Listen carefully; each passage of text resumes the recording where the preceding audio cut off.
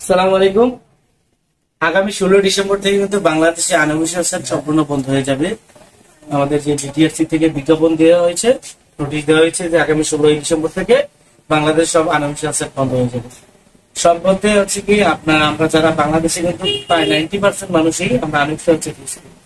আসলে আমরা যারা সেটগুলো চালাইতেছি তাদের সেট বন্ধ হবে না, বন্ধ হয়ে যাবে আনঅফিসিয়াল সেট বিক্রি করা। ঠিক আছে, মোবাইল দোকানে আপনি চাইলেও আনঅফিসিয়াল সেট কিনতে পারবেন না, কিনলেও এটা আপনি চাইলে রেজিস্ট্রেশন করতে পারবেন না। আর যারা আমরা আনঅফিসিয়াল সেট চালাইতেছি তাদের জন্য বিটিআরসি আমাদেরকে রেজিস্ট্রেশন করার একটা সুযোগ দিয়েছে।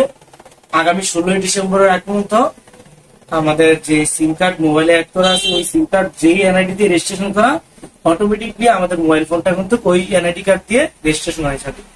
তো আমাদের করণীয় হচ্ছে যে আমরা যে সিমটা ইউজ করতেছি ফোনে, যারা আনঅফিসিয়াল সেট চালাই, এই সিমটা আপনাদের নিজের নামে অথবা আপনাদের আত্মীয় স্বজন বা সিনিয়র এরকম নামে সিমটা রেজিস্ট্রেশন করা একটা সিম আপনি মোবাইলে লাগিয়ে রাখবেন। কারণ ওই সিমের এনআইডি কার্ডের তথ্য অনুযায়ী কিন্তু আপনার ফোনটা রেজিস্ট্রেশন হয়ে যাবে। তো 16 ডিসেম্বর থেকে কিন্তু আমরা মার্কেটে আর আনঅফিসিয়াল সেট কিনতে পারবো না। তো এখানে আরেকটা কথা থেকে যাচ্ছে যে, দেখেন আমার ফোনটা তো আমার এনআইডি কার্ড দিয়ে রেজিস্ট্রেশন হয়ে গেল, আমি ফোনটা বিক্রি করবো, তখন আমি কি করবো? আমার বিটিআরসি কিন্তু এটারও একটা সমাধান দিয়ে রেখেছে। আপনারা চাইলে আপনারা এনআইডি কার্ড দিয়ে আপনারা এটাকে ডি রেজিস্ট্রেশন করতে পারবেন।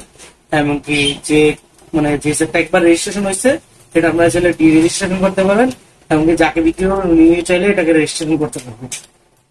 তো আরেকটা ব্যাপার হচ্ছে যে ঠিক আছে, মোবাইল বিক্রি করলাম, কিনতে পারলাম, রেজিস্ট্রেশন, এমনকি আমরা বাইরে থেকে কেউ আমাদের আত্মীয় স্বজন মোবাইল পাঠাইলে আমরা কি এটা চালাতে পারবো না?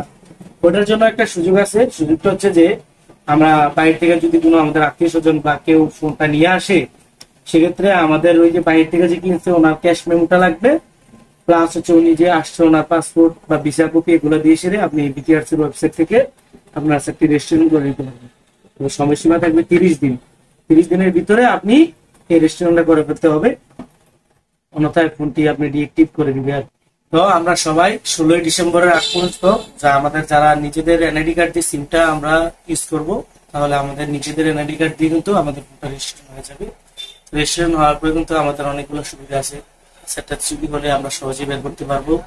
এছাড়া আমাদের যে ফোন দিয়ে হুমকি বা অন্যান্য মোবাইল দিয়ে আমরা যে অপরাধগুলো করে থাকি, অপরাধের মাত্রাটা অনেকটা কমে যাবে। তো ধন্যবাদ সবাইকে। আর যারা যারা সিম আপনাদের কোন এনআইডি কার্ড দিয়ে রেজিস্ট্রেশন করা চেক করতে পারেন না, তাদেরকে কিভাবে চেক করতে হবে আমি আমাদের ভিডিও শেষে আমি দিয়ে দেবো একটা ছবি, আমরা চেক করে নেবেন এনআইডি কার্ড দিয়ে আপনার কোন সিমটা কোন এনআইডি কার্ড দিয়ে করছেন, এটা দেখার সুযোগ করে দেবেন।